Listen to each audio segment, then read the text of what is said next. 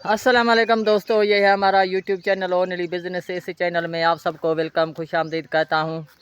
हमारे इस YouTube channel पर कारोबार के रिलेटेड वीडियोस आपको मिलती हैं। दिन दिहाड़े हम जो लाइव प्रोग्राम नशर करते हैं, लॉन्ग वीडियो शॉर्ट वीडियो की जो अपलोड करते हैं, उसमें आपको कारोबार और अपने जो बिज़नेस है उसको स्टार्ट करने के लिए बहुत सी जो वीडियोस मिलती है।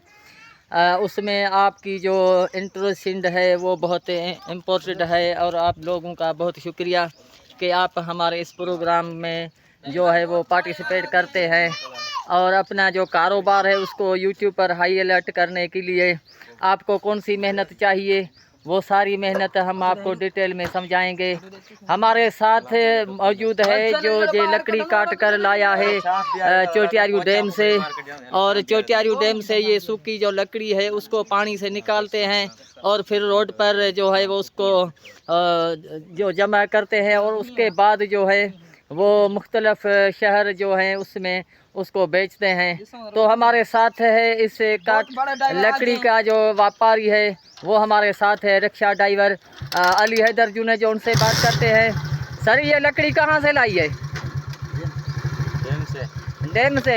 ये जो पानी में पड़ी होती है उसको निकालने में आपको कितना वक्त दरकार होता है?